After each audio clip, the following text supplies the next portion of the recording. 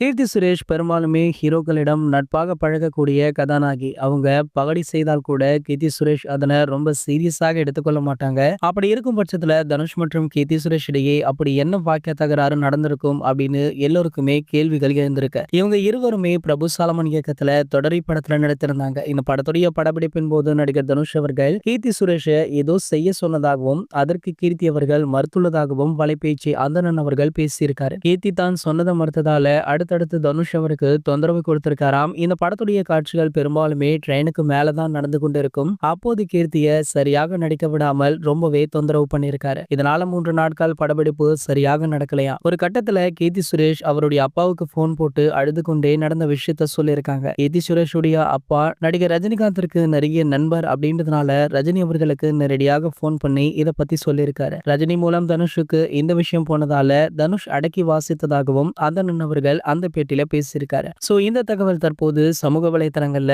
வைரலுமே ஆகிட்டு இருக்கு. இது போன்ற சினிமா செய்திகளை பத்தி நீங்க உடனே தெரிஞ்சுக்க நம்மளுடைய சினிமா கொட்டா அப்படின்ற நம்ம சேனலை சப்ஸ்கிரைப் பண்ணிக்கோங்க.